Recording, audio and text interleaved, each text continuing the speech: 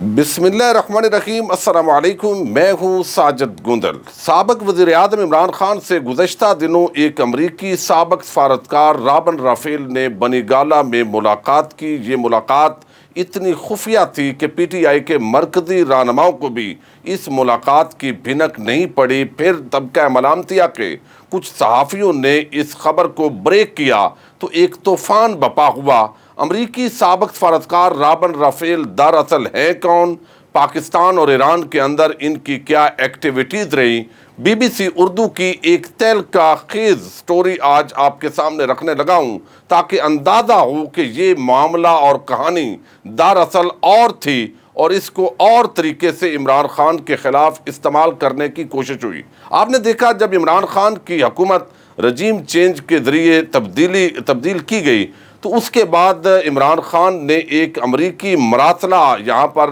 اسلام آباد کے اندر ایک جلسہ عام کے اندر لہرایا اور بتایا کہ ان کی حکومت کو تبدیل کرنے کے پیچھے دراصل امریکہ ہے۔ چونکہ پاکستان کے جو سفیر ہیں ان کو یہ کہا گیا کہ عمران خان کو راستے سے ہٹایا جائے، تو وہ کون ہیں جن کو یہ احکامات دیے گئے؟ اور پھر یہ بھان متی کا کنبہ اکٹھا ہوا، نواز شریف سے لے کر زرداری تک آن بورڈ ہوئے اور عمران خان کی حکومت کا تختہ الٹا گیا۔ لیکن اس کے ساتھ ہی مسلسل وہ پروگرامز کے اندر کہتے رہے کہ میں امریکہ کو دشمن نہیں سمجھتا، لیکن امریکہ کی جو پاکستان کے معاملات اور اندرونی سیاست میں مداخلت ہے اس کے میں ہمیشہ خلاف رہا ہوں اور مخالفت کرتا رہوں گا۔ کسی کو بھی یہ حق حاصل نہیں ہے کہ وہ پاکستان کے اندرونی معاملات کے اندر مداخلت کرے۔ اب چونکہ امریکی سفارتکاروں کی جو ملاقاتوں کا سلسلہ ہے وہ حکومت تبدیل ہونے سے پہلے بھی جو اپوزیشن کے اس وقت کے رہنما تھے ان کے ساتھ ہوتی رہی، پھر اور ملکوں کے سفارتکار بھی اس پورے معاملے کے اندر انوالو ہوئے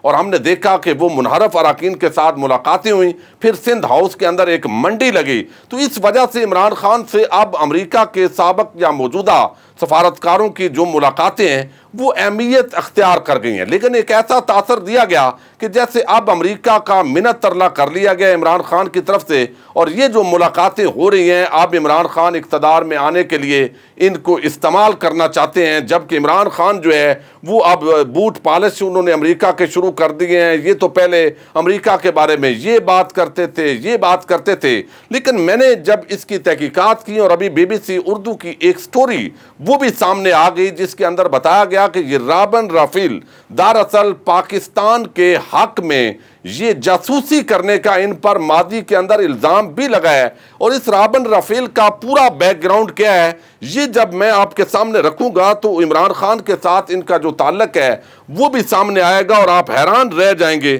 کہ یہ دراصل کہانی کچھ اور تھی۔ یہ رابن رافیل جو ہے انہوں نے گزشتہ دنوں عمران خان سے ملاقات کی اور اب جو معاملہ آگے بڑھا ہے یہ رابن رافیل جو ہے انہوں نے اپنے جو کیریئر ہے اس کا آغاز جو ہے وہ ایران سے کیا ہے، اور ایران سے آپ کو علم ہے اس وقت رضا شاہ پہلوی کی حکومت تھی، انقلاب ایران نہیں آیا تھا، امریکہ کے لیے ماحول سازگار تھا۔ اس وقت جو ہے یہ ان کے حوالے سے کہا جاتا ہے، یہ انتہائی دلچسپ سٹوری ہے، میں ناظرین سے ریکویسٹ کروں گا کہ یہ ویڈیو ضرور آخر تک سماعت کیجئے اور اپنے فیڈ بیک سے بھی ضرور آگاہ کیجئے گا۔ اب جو امریکی سفارتکار ہیں ان کے بارے میں واشنگٹن پوسٹ لکھتا ہے کہ طویل قامت، سنہرے بال اور نیلی آنکھوں والے پر اعتماد امریکی سفارتکار۔ امریکی محکمہ خارجہ بتاتا ہے کہ رابن رافیل نے واشنگٹن یونیورسٹی سے تاریخ اور معاشیات میں بی اے کیا، جس کے بعد انہوں نے کیمبرج یونیورسٹی سے تاریخ اور میری لینڈ یونیورسٹی سے اکنامکس میں ایم اے کیا۔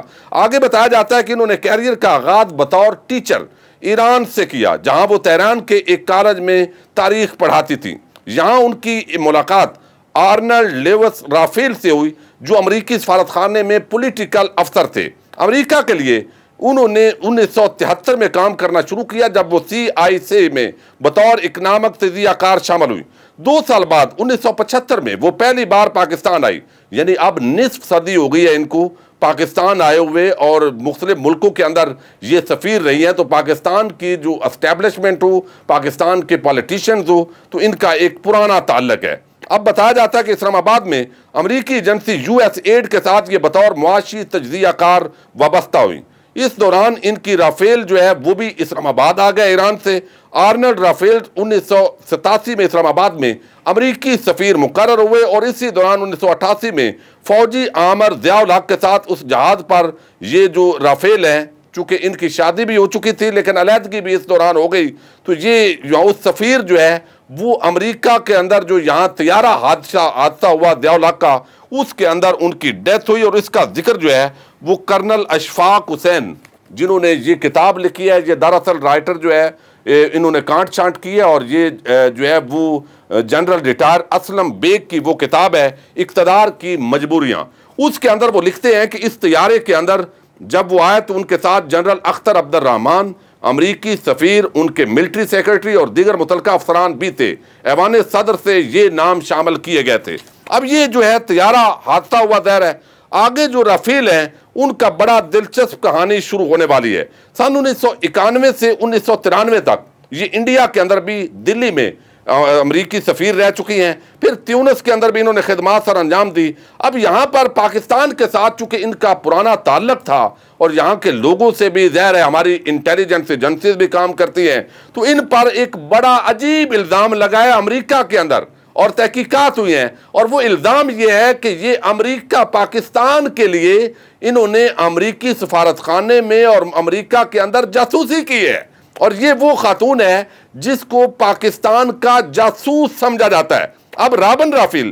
30 سالہ سفارتکاری سے 2005 میں ریٹائرڈ ہو گئی تھی، لیکن اوباما انتظامیہ میں پاکستان اور افغانستان کے خصوصی ایلچی ریچرڈ ہالبروک کے ساتھ ان کو کام کی دعوت دی گئی، کیونکہ 9/11 ہو چکا تھا اور دنیا کی جو پوری صورتحال ہے وہ تبدیل ہو گئی تھی۔ سن 2009 میں اسلام آباد میں امریکی سفارت خانے نے انہیں کنٹریکٹر کی حیثیت سے نوکری دی۔ واشنگٹن پوسٹ لکھتا ہے کہ رابن رافیل کو اسلام آباد میں امریکی سفارت خانے میں ملازمت دینے پر کئی لوگوں نے تشویش کا اظہار کیا، یعنی امریکن جو ایجنسیز ہیں، انٹیلیجنس ایجنسیز، انہوں نے تشویش کا اظہار کیا۔ اس کی ایک وجہ یہ تھی کہ دفتر خارجہ میں 30 سال نوکری کرنے کے بعد انہوں نے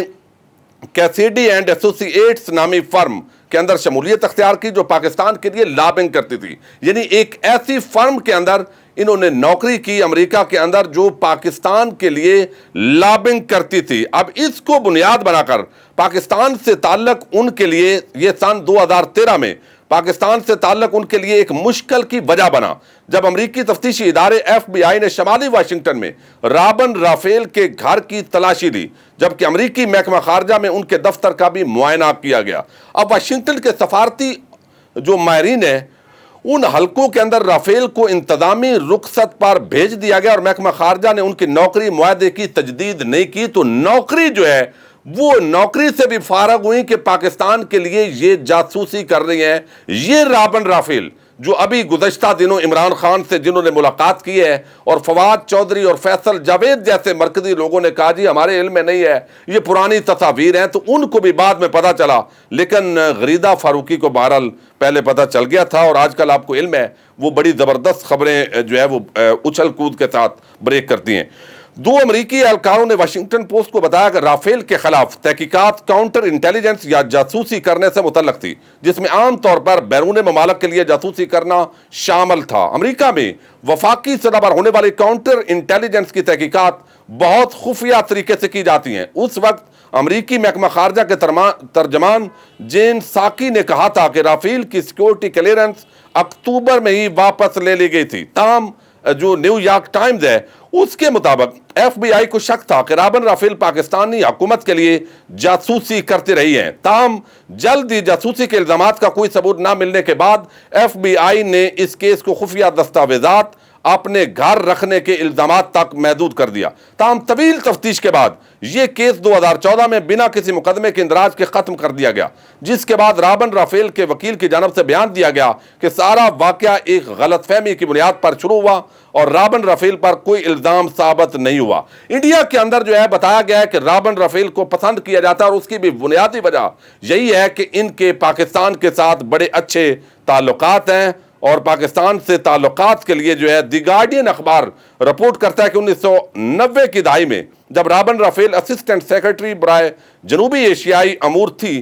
تو اس وقت انہوں نے انڈیا کی جانب سے کشمیر پر دعوے پر سوال اٹھایا تھا جو بعد میں لیک ہو گیا۔ اس پر جہاں پاکستان میں ان کو سراہا گیا وہی انڈیا میں اس معاملے پر ان کو تنقید کا نشانہ بنایا گیا۔ تو انڈیا جو ہے وہ کشمیر کے اندر غاصب ہے۔ رابن رافیل کو اس لیے بھی انڈیا ناپسند کرتا ہے۔ تو جس شخصیت کو انڈیا ناپسند کرتا ہو، پاکستان کی جاسوسی کرنے کے الزام میں امریکہ کے اندر اس کے خلاف تحقیقات ہوئی ہوں، وہ اگر عمران خان کو مل لیتی ہیں، اور عمران خان کی وہ پرانی فین ہے، پرانے تعلقات بھی ہیں، ایک سیاستدان کی حیثیت سے، ایک کرکٹر کی حیثیت سے، پوری دنیا کے اندر ایک بین الاقوامی شخصیت ہونے کے اعتبار سے اگر وہ ملاقات ہوتی ہے تو یہ ڈونلڈ لو جیسی ملاقات نہیں ہے، اور نہ ہی اس کو اس کے ساتھ نتھی کیا جا سکتا ہے۔ یقینی طور پر تحریک انصاف، عمران خان یا کوئی بھی پاکستان کی ریاست کی جماعت وہ امریکہ کے مخالف نہیں ہے۔ امریکہ کی پاکستان میں ناجائز مداخلت کے خلاف اس کو سٹینڈ لینا چاہیے۔ پاکستان کے فیصلے پاکستان کو کرنے کا حق ہے، پاکستان کے مفاد میں کرنے کا حق ہے، لیکن اس چائے کی پیالی کے اندر جو اس خبر پر ایک طوفان برپا کیا گیا، اس حوالے سے کچھ چیزیں آپ کے سامنے رکھنا ضروری سمجھی۔ اجازت دیجیے گا اور اپنے فیڈ بیک سے آگاہ کیجیے گا۔ اللہ حافظ۔